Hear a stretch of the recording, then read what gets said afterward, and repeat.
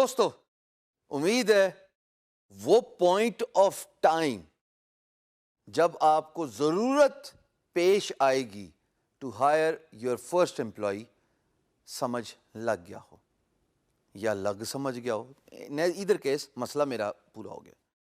جناب اب how to hire an appropriate talent. آپ کو ضرورت ہے کریٹو رائٹر کی. ایک مثال, ڈونٹ ٹیک اٹ ایز کہ میں کوئی ایسی جاب تھرو کر رہا ہوں, just an example. What will you do? وہ کیا چیزیں ہیں جن کو مد نظر رکھو گے آپ ایز این امپلائر جو کہ جاب اپرچونٹی کریٹ کر رہے ہیں to hire your first employee. وہ کیا اسکل ہونی چاہیے ان میں, وہ کیا خصوصیات ہونی چاہیے ان میں کہ وہ اپروپریٹ چوائس بن جائیں. بلکہ یہ کہنا بھی غلط نہیں ہوگا کہ وہ آٹومیٹک چوائس بن جائیں آپ کے امپلائی بننے میں. دیکھیں میں پرسنلی کیا کرتا ہوں, میں یہ کرتا ہوں کہ آئی ہائر اے ریسورس جو کہ میرے دفتر کے پریمیسز کے نیئر بائی ہوتی ہے. موسٹ پرابلی جو میں نے فارمولا رکھا ہوا ہے نا, وہ میں نے رکھا ہوا ہے 5 کلومیٹر کا. یہ میرا دفتر ہے, اس کے چاروں اطراف 5 کلومیٹر کے ریڈیس میں اگر مجھے کوئی ریسورس مل جائے, میری اولین ترجیح ہوتی ہے کہ میں اس کو ہائر کروں. Because travelling takes a toll out of your body. Travelling تھکاتی ہے. اندازہ لگاتے ہیں بگنر ہے, اگر مڈل کلاس فیملی ہے تو عین ممکن ہے کہ موٹر بائک یا پبلک ٹرانسپورٹ کے ذریعے کام پہ جائیں. تو وہ جو ہیسل ہے وہ اگر آپ منیمائز کر دو کمیوٹ کی, جس کو کہتے ہیں سفر, اگر سفر ہی ختم کر دیں تو پیچھے رہ کے جاتا ہے. بندہ فریش آئے گا صبح کے وقت, چاہے سردی ہو چاہے گرمی ہو, اور وہ اپنے کام پہ توجہ دے پائے گا. یہ تو ہو گیا جناب ریڈیوسنگ دا کمیوٹ ٹائم. یہ پہلا فیکٹر ہے جو ایک امپلائی کو ہائر کرنے میں مد نظر رکھنا چاہیے, ریڈیوسنگ دا کمیوٹنگ ٹائم, کہ اس کا سفر کم سے کم ہونا چاہیے. اب دوسری بات,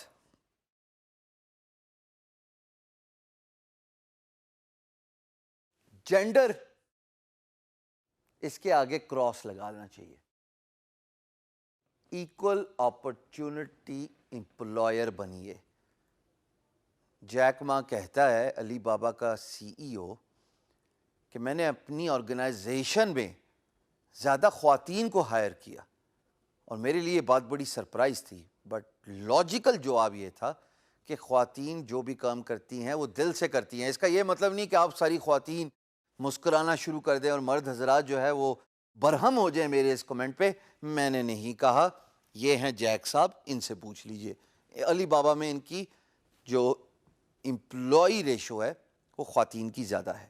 تو ڈسکریمنیشن نہیں ہونی چاہیے. You should be equal opportunity employer. جو اچھا ٹیلنٹ ہے اس کو ہائر کیجئے. یہ کیا ہم 21ویں صدی میں سوچ رہے ہیں کہ مرد ہی کو ہائر کرنا ہے اگر آپ مرد ہیں, یا عورت ہی کو ہائر کرنا ہے اگر آپ خاتون ہیں. ایکول اپرچونٹی, جو ٹیلنٹ ہے اس کو اس کا حق ملنا چاہیے. تیسری بات جناب, اسکل. اسکل, کریٹو رائٹر آپ نے ہائر کرنا ہے اور آپ ان کی اسکل دیکھنا چاہتے ہیں. 2 طریقوں سے آپ اسکل چیک کر سکتے ہیں.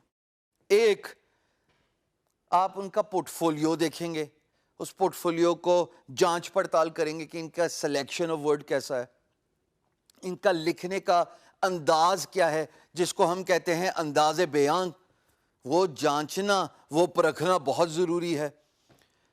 ان کی تھاٹ پروسیس کتنی اچھی ہے, یعنی کہ آیا یہ کریٹو رائٹر سمندر کو کوزے میں بند کر سکتا ہے کہ نہیں. ورنہ کسی ایک ٹاپک پہ لکھنے کے لیے 5000 صفحے بھی کم پڑ جائیں, اور کسی ٹاپک کو اگر آپ اچھے طریقے سے کنسائزلی لکھیں تو 500 کریکٹر انف, بہت زیادہ ہوتے ہیں. تو یہ رائٹر کے لکھنے کے انداز سے ڈپکٹ ہوتی ہے یہ بات کہ وہ کتنا اچھا رائٹر ہے. دوسرا طریقہ اپنا امپلائی ہائر کرنے کا اسکل سے related, give them a test. Once you give them a test, کہ آپ کہیں جی لکھیے یہاں پہ یہ ٹاپک ہے, میں آپ کا طریقہ دیکھنا چاہتا ہوں. ظاہر ہے وہ اس تھاٹ پروسیس میں نہیں ہوتے کہ وہ ٹیسٹ دیں اسکول کی طرح. آپ امپلائی ہائر کریں, کوئی اسکول میں اسٹوڈنٹ کو کلاس میں انرول نہیں کرے, بٹ یہ بات بہت ضروری ہے کہ ان کے ایٹیچیوڈ آپ کا فیصلے پہ نظر انداز ہو جاتا ہے. یعنی کہ اگر وہ کہے ہاں سر میں ابھی لکھنے کے لیے تیار ہوں, بھلے وہ تھاٹ پروسیس نہ آئے, لکھنے کے لیے ایک ماحول چاہیے, ایک انوائرمنٹ چاہیے, کوئی بھی کام کرنے کے لیے ماحول چاہیے, انوائرمنٹ چاہیے, سرکمسٹانسز چاہیے, اندر سے خوشی چاہیے, باہر کے غم کو ریموو کرنا ہے. تبھی تو میں نے بات کی کہ اس کا سفر کم سے کم ہو, دونوں سفر, انگلش والا بھی اور اردو والا بھی. تو جناب جب آپ کسی کو ٹیسٹ کے لیے آزماتے ہیں اور اگر وہ ولنگنس شو کرتا ہے یا کرتی ہیں, تو یہیں پہ یقین جانیے آپ کا فیصلہ آسان ہو جاتا ہے کہ یہ کام کرنے کے لیے رضامند ہیں, یہ کام کرنے کے لیے شو اپ کریں گے, یہ کام کرنے کے لیے اپنی ولنگنس دکھا رہے ہیں. یہ 3 فیکٹر عموماً میں دیکھتا ہوں. یقین جانیں اس میں جو 3 سبسڈری یعنی کہ نان امپورٹنٹ سیکنڈری فیکٹرز ہیں, ان کا تو میں ذکر ہی نہیں کر رہا. ایز اے امپلائر میں نے کبھی نہیں دیکھا کہ وہ ہارورڈ کا پڑھا ہوا ہے یا وہ کسی اچھے اسکول کا پڑھا ہوا ہے. So schooling really does not matter. میں نے یہ نہیں دیکھا کہ ان کا جی پی اے کیا تھا بیچلرز میں یا ماسٹرز میں. میں نے یہ نہیں دیکھا کہ ان کا فیملی انفلوئنس کیا ہے, کہ ان کے والد کیا کسی اعلیٰ عہدے پہ فائز ہیں. یہ سب چیزیں سیکنڈری ہیں.